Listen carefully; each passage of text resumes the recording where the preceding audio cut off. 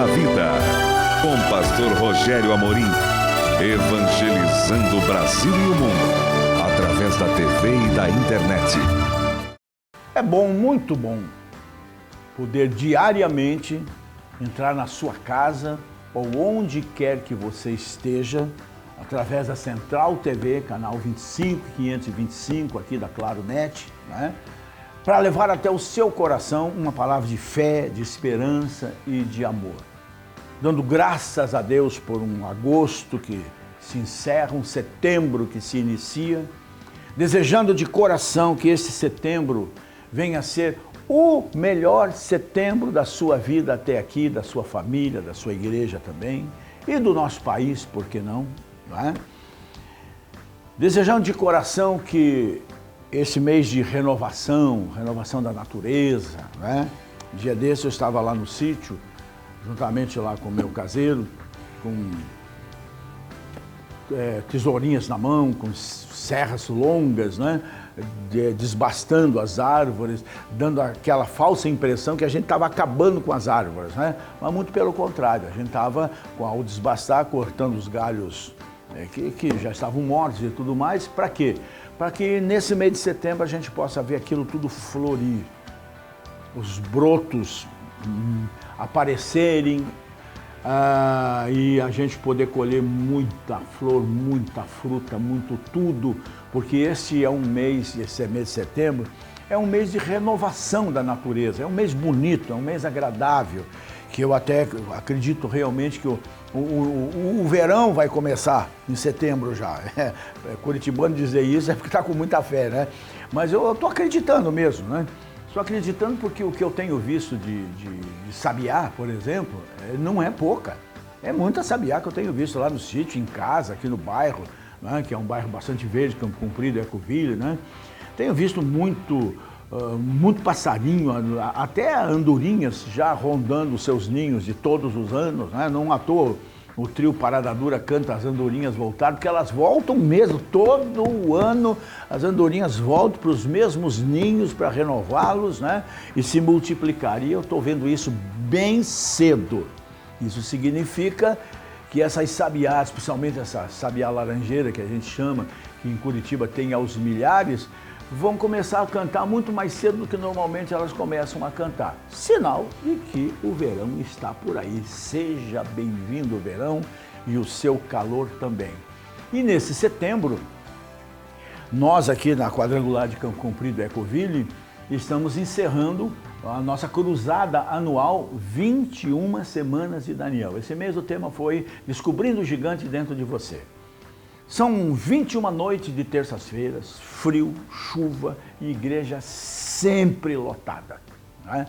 E eu quero convidar você a vir estar conosco nesse último mês, aproveitar, fazer uma campanha, nem que seja do último mês, essas 4, 5 ou 6 terças-feiras que nós vamos ter, né?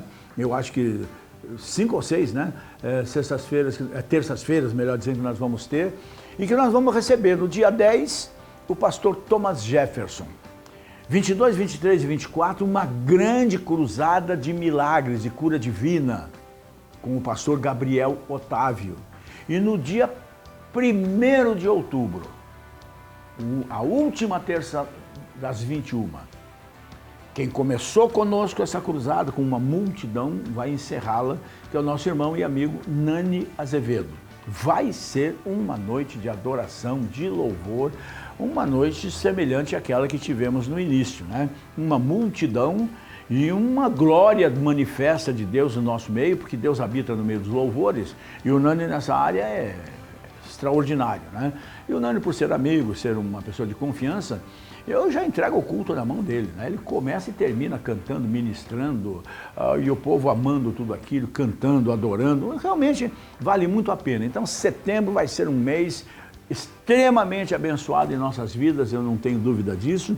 E eu estou convidando você e a sua família a vir estarem conosco. Sem esquecer que nesse setembro também, no dia 8, que por acaso é feriado aqui em Curitiba também, junto com o dia 7, né? No dia 8 nós temos a ministração da Ceia do Senhor, às 9 da manhã e às 7h30 da noite.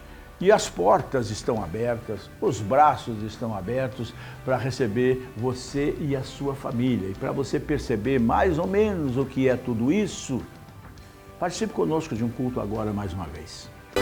Bem com a vida, com pastor Rogério Amorim. No capítulo 20 de Atos dos Apóstolos, aqui nós já estamos na terceira viagem missionária de Paulo, e a última, portanto, já está caminhando para o fim. Tem uma situação diferente vivida durante um culto de ceia do Senhor, e que a gente prega muito para os jovens, especialmente porque envolve a vida de um jovem. E a partir do verso 7 do capítulo 20 de Atos, está escrito assim: no primeiro dia da semana, não foi no sábado, foi no primeiro dia da semana, ajuntando-se os discípulos para partir o pão, Paulo, que havia de partir no dia seguinte, falava com eles e estendeu a sua mensagem até a meia-noite. Havia muitas luzes no cenáculo, onde eles estavam reunidos. E estando um certo jovem, por nome Eutico, assentado numa janela, caiu do terceiro andar, tomado de um sono profundo que lhe sobreveio durante o extenso discurso de Paulo, e foi levantado morto. Paulo, porém, descendo, inclinou-se sobre ele e, abraçando-o, disse: não vos perturbeis, que a sua alma nele está. E subindo e partindo o pão e comendo, ainda lhes falou largamente até de manhã. E assim partiu, e levaram vivo o jovem, e ficaram não pouco consolados. Amém, gente? Amém. Vamos nos assentar nesse mesmo espírito? Me passou pela cabeça aqui agora, né? O Paulo deve ter começado a falar aí por 6 da tarde, mais ou menos. E isso que aconteceu foi meia-noite. E tendo o menino ressuscitado, um milagre extraordinário, o Paulo continuou pregando só até de manhã. Se fosse nessa igreja, ia pregar para as paredes, porque passou do horário, né? O povo está vazando, né? Principalmente de noite, né? Mas é só um comentário, até certo ponto uma brincadeira, né? Mas são coisas impressionantes, né? Um homem está falando ali por mais de 12 horas, e o povo ligado na sua mensagem, nas experiências que ele compartilhava, num momento de ceia que era ministrado, até porque esse povo que o estava ouvindo e vendo, não o ouviria mais, nem o veria mais, porque ele estava caminhando, aqui no caso aqui para Jerusalém, e dali para frente ia se desenrolar muita coisa até a sua morte. Mas o que chama atenção nesse texto é o fato de alguém estar assentado numa janela, ouvindo a mensagem do maior pregador de todos os tempos depois de Jesus. Certamente a mensagem de Paulo era uma coisa assim, eu não sei vocês, mas eu tenho pastores preferidos de ouvir. Tem gente aí que, se falar a noite inteira, eu nem pisco o olho, com certeza, né? E Paulo era um desses, até porque as suas experiências não eram baseadas nas experiências de outros, eram experiências próprias, ou seja, ele tinha muita propriedade, né? Muita moral para falar o que ele falava. E eu aconselho você, de coração, eu aconselho você a ler as cartas de Paulo. Vai abrir tua cabeça, vai fazer de você uma pessoa realmente livre em Jesus, não engessada, desamarrada dos muitos costumes que existem no meio evangélico, das muitas doutrinas que nunca foram doutrinas, a não ser preceitos humanos ou costumes que enfiam pela goela nossa abaixo, e a gente é criado ouvindo esse tipo de coisa, então a gente vive aterrorizado pelo pecado, que nem pecado é. Então eu aconselho você a ler com carinho as cartas de Paulo, porque além de ser um homem extremamente espiritual, ele era um homem extremamente inteligente, era um homem que tinha formação, não é? Diferentemente de Pedro, que era um homem sem cultura nenhuma. Paulo, pelo contrário, né? Paulo era um homem de universidade, vamos assim dizer, né? Enquanto Pedro era do pré-primário, quem sabe, né? Então isso faz muita diferença, queira ou não queira, faz muita diferença, né? E Paulo teve um chamado muito diferente do de Pedro também, né? Ele mesmo se declarava o apóstolo abortivo, né? Que teve uma experiência tremenda com Jesus a caminho de Damasco, quando ficou cego inclusive. E um homem que antes de ser o que era, foi exatamente o oposto. Antes de dar a vida por Jesus, tirou a vida de muitos de Jesus em nome de Deus. E aqui nós vemos que os crentes de então estavam reunidos num cenáculo, e esse cenáculo era uma sala num predinho, né? Num andar de cima, num terceiro andar.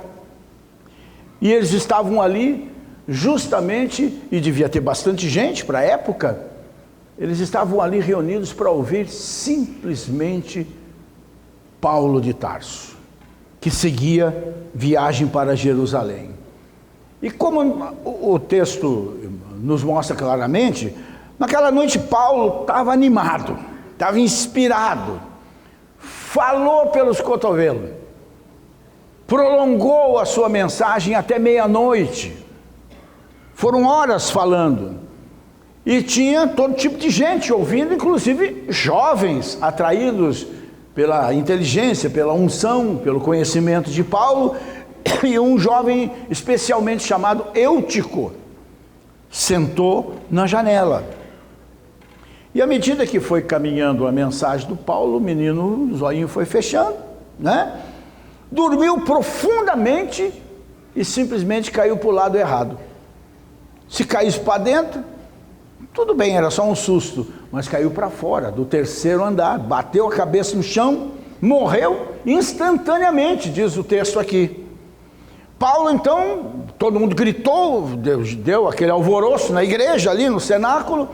Paulo então, desceu rapidamente, é o que diz o texto aqui, inclinou-se sobre o rapazinho, o abraçou e a unção transpassou o corpo daquele menino e a sua alma voltou. Então, pegou o rapaz e subiram de novo para o cenáculo, celebrou a ceia do Senhor e continuou a mensagem até de manhã. Eita, culto bom, não é?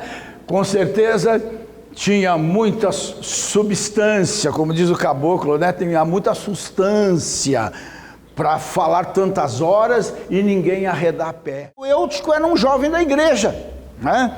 Ele não abriu mão de estar reunido com seus irmãos na fé, principalmente por ser justamente Paulo que estaria ministrando, mas ficou no lugar errado. Ao invés de se misturar com o povo, ao invés de estar como vocês aqui, assentados num lugar onde o foco fosse somente Paulo, onde o foco fosse somente Jesus, onde o foco fosse somente o Evangelho, ele ficou na janela. E com certeza, todas as horas que ele ficou na janela, uma era um olho no peixe e outro olho no gato, como a gente costuma dizer, né? Uma hora estava olhando para Paulo, outra hora estava olhando lá para fora.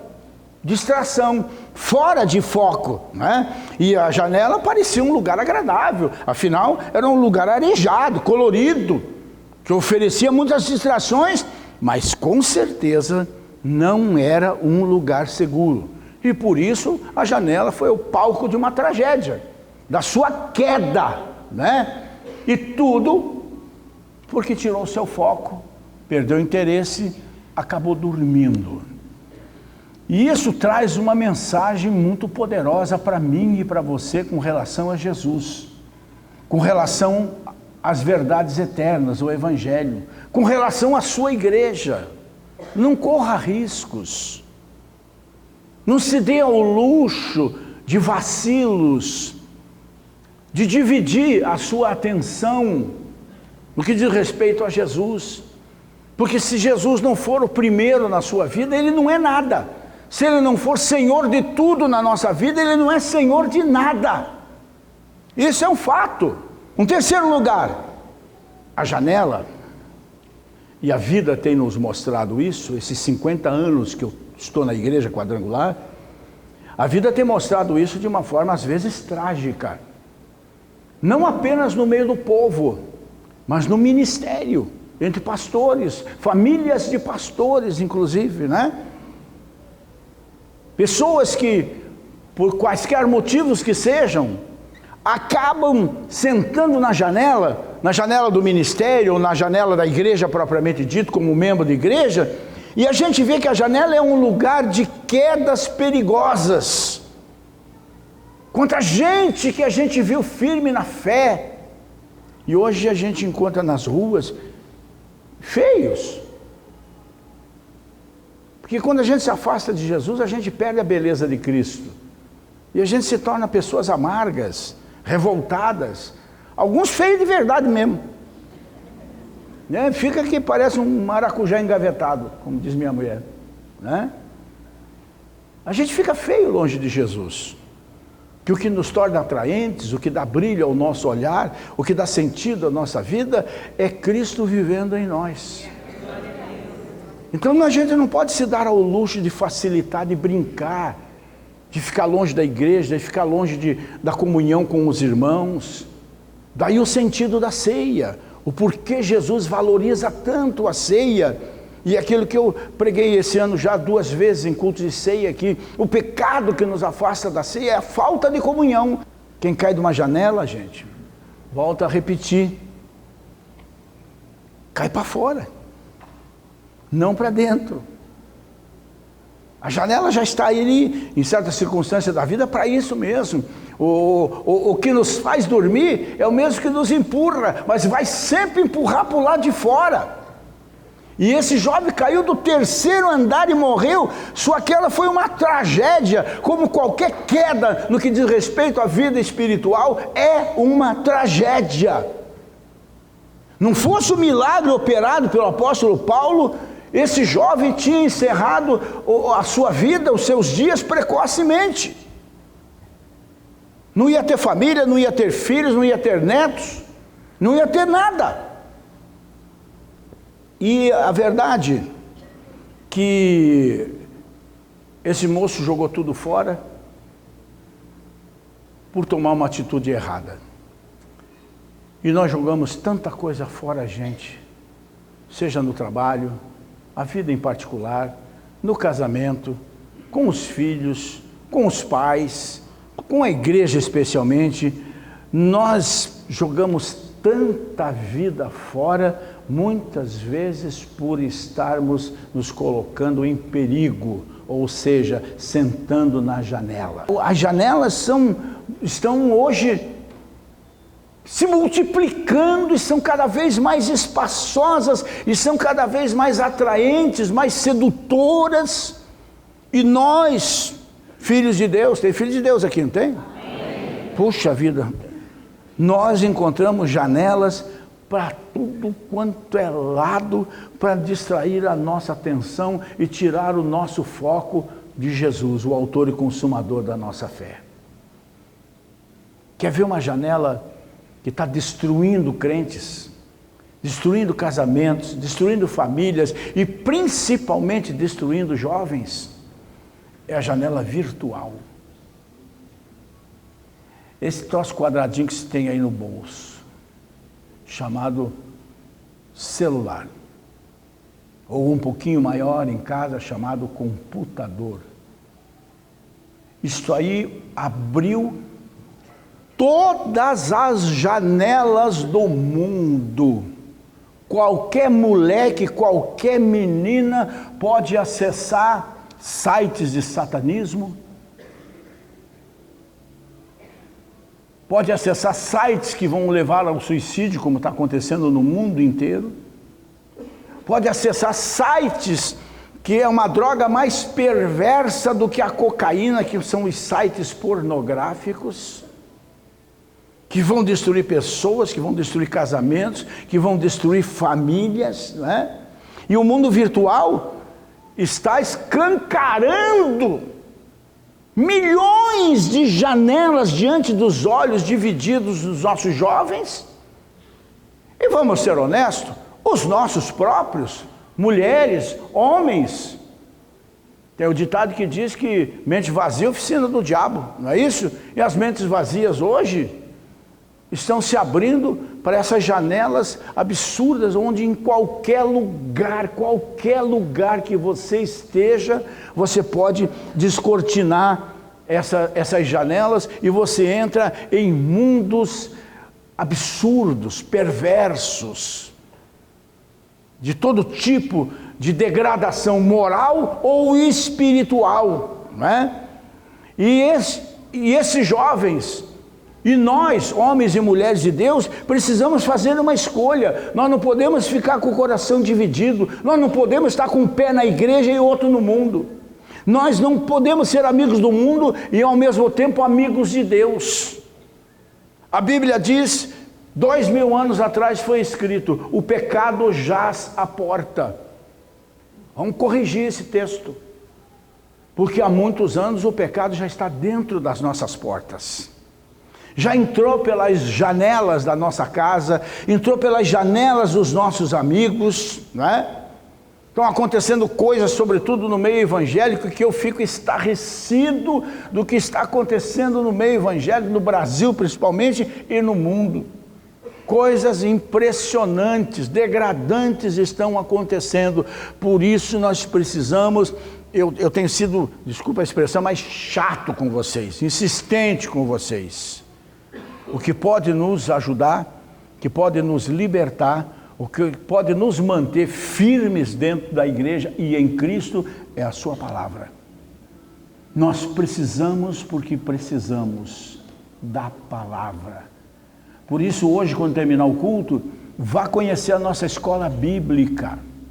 Vá conhecer o interesse que nós temos nas nossas crianças, vão ver as salas decoradas, agora terminou toda a decoração, ficaram espetaculares. Ontem nós tivemos um dia inteirinho, das 8 às 19 horas, com educadores de crianças da quadrangular, aí eu não sei se era do Paraná, eu acho que era do Paraná, não é? E ficaram encantados com tudo que viram aqui na nossa igreja. E de repente, vocês que são pais não sabem o que tem aí para os seus filhos, mas vocês também precisam. Quando a gente, olha, daqui a pouco eu tenho que dedicar uma criança ao Senhor, ou Matias. Esses pais têm que estar sabendo de uma coisa, eles estão assumindo um compromisso real com um Deus de verdade, de que não é uma questão simplesmente de apresentar o seu filho aqui, está se comprometendo com Deus de ensinar o Matias os caminhos do Senhor, para que até quando crescer não venha dele se desviar. E eu disse ensinar a criança no caminho do Senhor, ou seja, estar junto, vir para a escola bíblica com a criança quando ela tiver idade para isso. Caso contrário, vão pagar um preço muito alto, lamentavelmente. E para a gente encerrar, em quarto lugar, a janela, sem dúvida nenhuma, é um lugar que a gente precisa abandonar. Deixa a janela no seu lugar. Vamos olhar para dentro, vamos focar, vamos ser objetivos, vamos nos afastar de tudo aquilo que procura nos afastar de Jesus. Vamos nos afastar de tudo aquilo que procura nos afastar da nossa fé. Vamos nos afastar de tudo aquilo que possa nos afastar da palavra de Deus. Vamos nos afastar de tudo aquilo que possa nos afastar da nossa igreja, da nossa congregação, do nosso tempo juntos de comunhão. Caso contrário, o preço a ser pago vai ser meio difícil de quitar essa dívida, não é? Quando esse moço caiu da janela, Paulo não gastou o resto da noite acusando os pais do moço, nem responsabilizando toda a congregação pela tragédia. Cadê os diáconos que não viram o menino na janela e deixaram ele cair? Não, ele não fez isso, né? Ele desceu, ele se inclinou sobre o rapaz, ele abraçou o Eutico e a vida voltou ao jovem, depois subiu e continuou o culto. Ou seja, a igreja conduziu vivo o rapaz. E toda a igreja ali reunida se sentiu grandemente confortada. E certamente, esse jovem não voltou para a janela. Porque também se voltasse, tinha que botar 2 orelhas bem compridas nele, né? Ele aprendeu a lição. Irmão, irmã, ficar na janela é correr sérios riscos. Ficar na janela é distrair o coração como a gente diz, com as coisas do mundo. Nós estamos do mundo, mas não somos mais do mundo. Estamos sujeitos a esse mundo, mas aquele que está em nós venceu o mundo já. Temos que reagir, temos que resistir, né? Ficar na janela é estar exposto a acidentes, a tragédias, a quedas desastrosas como esse moço ficou. Ficar na janela, gente, queira ou não queira, essa história de um pé na igreja, um pé no mundo, é flertar com a morte. E eu não estou falando da morte física, embora possa acontecer. Eu estou falando com a pior das mortes, que é a morte espiritual. Não basta aos nossos membros estarem na igreja. Não basta eu e você estarmos na igreja. É preciso sair da janela. Bem com a vida, com pastor Rogério Amorim. Todos devem ter o direito de ouvir a mensagem da cruz. 10ª Igreja do Evangelho Quadrangular. Desde 1963, transformando vidas, oferecendo à comunidade Instituto Teológico, Faculdade Teológica, Escola Bíblica Dominical, reuniões especiais para crianças, juniores, adolescentes, jovens, mulheres, homens, meia-idade, tratamento para casais e cultos diários. Venha fazer parte desta grande família. Quadrangular Ecoville, Rua João Dembinski, 172, Campo Comprido. Fone 41 3373 4748. Eu espero você e a sua família para virem conhecer esse ministério da Igreja do Evangelho Quadrangular em Campo Comprido, Ecoville. E eu tenho certeza, vocês vão receber muitas mais bênçãos para as suas vidas.